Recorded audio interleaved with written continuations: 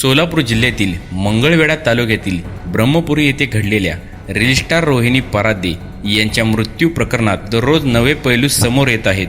अवघ्या 25 वर्षाच्या रोहिणीने इतके टोकाचे पाऊल का उचलले, याचे नेमके कारण काय? पोलिसांनी तपासाची व्याप्ती वाढवली आहे। या प्रकरणात रोहिणीचे पती निलेश परादे आणि त्यांच्या कुटुंबियांचे जबाब नोंदवण्यात आले असून पोलिसांनी निलेश यांच्या आई, वडील तसेच नातेवाईकांची चौकशी सुरू केली असून पुढील टप्प्यात रोहिणीच्या माहेरच्या नातेवाईकांचेही जबाब नोंदवले जाणार आहेत। तपासादरम्यान काही बाबीमुळे पोलिसांना संशयाची नवी दिशा मिळाल्याचे सांगितले जाते आहे। त्यामुळे पोलिसांनी निलेश आणि त्यांच्या मोबाईल कॉलचे डिटेल्स रेकॉर्ड CDR मागवण्याची प्रक्रिया सुरू करण्यात आली आहे। या अहवालातून प्रकरणातील काही महत्त्वाचे धागेदोरे मिळण्याची शक्यता व्यक्त केली जात आहे। रोहिणीने स्वतःच्या हॉटेल ग्रामपंचायतमध्ये गळफास घेऊन जीवन संपवल्याचे प्राथमिक तपासात समोर आले आहे। मात्र घटना घडली त्यावेळी निलेश हॉटेलच्या बाहेर उपस्थित असल्याचे सांगितले जात आहे। अशा परिस्थितीत रोहिणीने आत जाऊन हे पाऊल कसे उचलले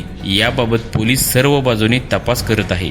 दरम्यान रोहिणीच्या अंत्यसंस्कारानंतर झालेल्या माती सावडण्याच्या कार्यक्रमात दोन्ही कुटुंब उपस्थित होते। यावेळी काही कारणावरून नातेवाईकांमध्ये वाद झाल्याचे समोर आले आहे। स्थानिकांनी मध्यस्थी करण्याचा प्रयत्न केला असला तरी काही काळ परिसरात तणावाचे वातावरण निर्माण झाल्याचे सांगितले जात आहे। रोहिणी आणि निलेश यांचा प्रेम विवाह झाला होता। आंतरजातीय विवाहानंतर दोघे काही काळ पुण्यात वास्तवास होते। त्याच काळात त्यांनी सोशल मीडियावर रील्स बनवण्यास सुरुवात केली। नंतर मूळ गावी परतल्यानंतर त्यांनी हॉटेल ग्रामपंचायत हा व्यवसाय सुरू केला आणि त्याचबरोबर सोशल मीडियावर सक्रियता कायम ठेवली। मात्र व्यवसायाच्या वाढीसोबत काही अडचणी समोर आल्याची चर्चा आहे। मंगळवेढा तालुक्यात सुरू केलेल्या नव्या शाखेच्या व्यवस्थापनात आर्थिक अडचणी निर्माण झाल्याचे सांगितले जात असून त्यातून दोघांमध्ये मतभेद होत असल्याची माहिती स्थानिक स्तरावरून समोर येत आहे। याशिवाय रोहिणीचा हा दुसरा विवाह असल्याची चर्चा आहे। त्यामुळे वैयक्तिक, कुटुंबीय किंवा आर्थिक कारणापैकी नेमके कोणते कारण